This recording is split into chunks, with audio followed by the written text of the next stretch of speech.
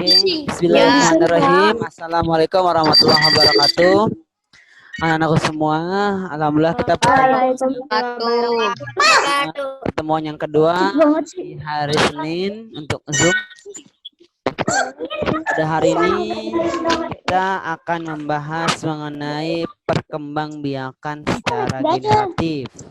Ya, perkembangbiakan generatif. Bapak akan lihatkan cuplikan slide-nya. Kok airnya nggak ada ya? Ya, oke. Materinya adalah perkembangbiakan generatif pada tumbuhan. Lihat covernya, ini ada gambar bunga, menunjukkan bahwa bunga adalah salah satu alat perkembangbiakan pada tumbuhan. Lanjut.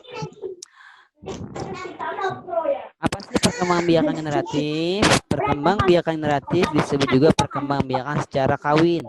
Perkembangbiakan generatif adalah perkembangbiakan yang dilakukan dengan proses penyerbukan atau persalian, atau bahasa lainnya adalah pertemuan antara sel jantan dan betina.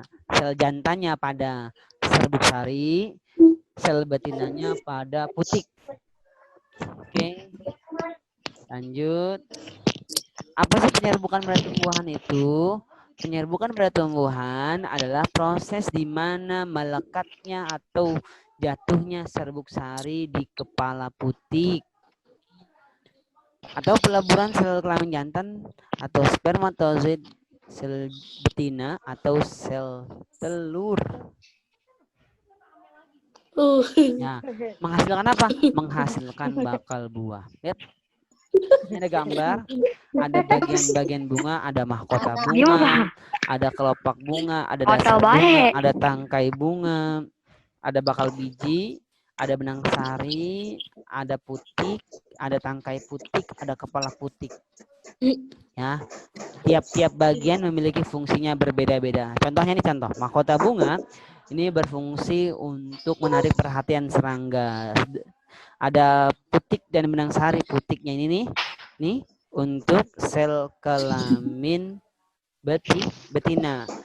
Ini yang panjang ini adalah benang sari. Ini tangkainya, ini kepala sarinya, ini tangkai sarinya, ini kelamin jantan. Kalau kelopak bunga apa? Kelopak bunga berfungsi untuk melindungi bunga ketika masih saat kuncup.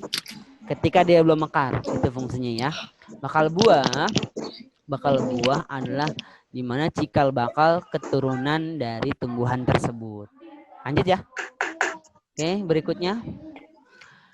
Ada beberapa macam penyerbukan pada tumbuhan. Yang pertama, penyerbukan sendiri.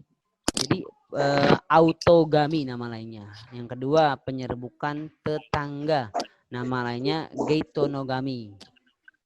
Yang ketiga, penyerbukan silang alogami. Dan yang terakhir, penyerbukan bastar hidrogami.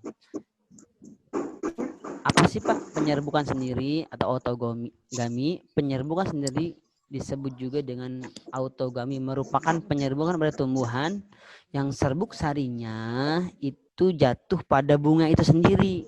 Ingat ya, pada bunga itu sendiri. Jadi bunga itu sendiri ada serbuk sari, ada putiknya, dia jatuh di putiknya sendiri gitu ya, bukan di putik bunga yang lainnya. Apa sih contohnya?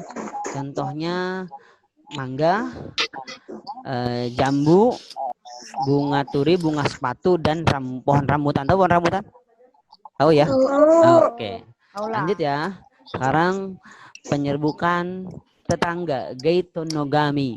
Penyerbukan tetangga bisa disebut juga dengan geitonogami, merupakan penyerbukan yang terjadi serbuk sari yang berasal dari bunga lain ya jatuh pada bunga lain tapi masih dalam satu pohon.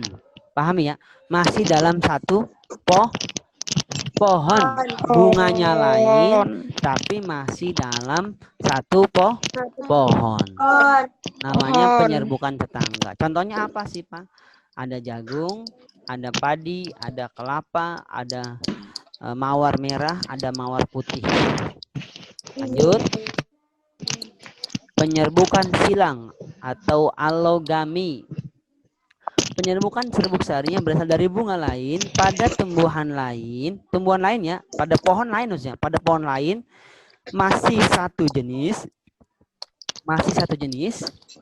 sama, tapi berbeda tumbuhan. Jadi pohonnya dua, paham ya? Bunga lain, tapi satu jenis. Jadi pohonnya ada dua tuh ya, masih satu jenis. Contohnya apa Pak? Contohnya,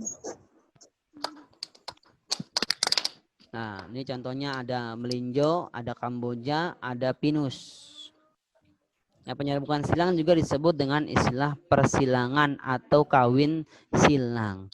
Umumnya menghasilkan variasi keturunannya dua perpaduan dari tumbuhan yang ini satu sama satu lagi, tapi masih dalam satu jenis. Ya, lanjut. Penyerbukan bastar ya, atau hibridogami. Penyerbukan yang terjadi berasal dari bunga lain pada tumbuhan lain yang berbeda jenis, yang ingat berbeda jenis atau tidak mempunyai satu sifat beda, berarti beda jenisnya ya. Contoh ya, mawar merah dengan mawar putih, sama-sama mawar tapi berbeda warnanya. Kemudian pohon jambu batu merah dengan pohon jambu yang warna putih batunya. Tahu ya kamu ya? Lanjut. Pak. Lah nih, macam-macam penyerbukan yang lainnya berdasarkan perantaranya. Siapa sih yang membantunya, membantu tumbuhan itu melakukan penyerbukan? Pertama ada bantuan angin, namanya anemogami. Kemudian ada bantuan hewan, zaidiogami. Penyerbukan air dengan bantuan air, hidrogami. Dan terakhir bantuan manusia, antropogami. Apa sih Pak dibantu angin? Penyerbukan dibantu angin biasanya jenis tumbuhan ini memiliki serbuk sari yang ringan, yang mudah terkena angin dan gampang terhembus, gitu ya, terhembus oleh angin. Contohnya apa sih Pak? Contohnya pohon kelapa, rumput, jagung, padi, kelapa dan lain sebagainya. Kemudian yang dibantu oleh hewan, zoidogami. Biasanya tumbuhan ini memiliki bunga yang warna-warni untuk menarik perhatian serangga. Ya, dibantu siapa? Ada kupu-kupu, ada siput, ada serangga lainnya. Ya ingat ya, warnanya mencolok. Contohnya apa? Tumbuhannya ada mawar, ada melati, kenanga, sepatu. Ini yang warna-warnanya menarik ya. Gitu, menarik perhatian dari hewan lain. Lanjut. Penyerbukan dibantu air. Proses penyerbukan di sini karena bunga tumbuhan tersebut jatuh di air, kemudian terbawa oleh air hujan dan serbuk sarinya menempel pada bagian tubuh yang lain gitu ya, maka terjadilah penyerbukan air gitu ya. Contohnya yaitu ganggang, hidrilla dan lain-lain. Terakhir nih, kalau nggak salah terakhir nih, nah, penyerbukan dengan bantuan manusia, antropogami. Penyerbukan yang terjadi pada bunga tumbuhan karena bantuan manusia atau campur tangan manusia. Lihat, terdapat beberapa tumbuhan yang tidak memungkinkan terjadinya penyerbukan jika tidak dibantu oleh manusia. Ciri-cirinya memiliki serbuk sari dan kepala putih dalam satu bunga tunggal.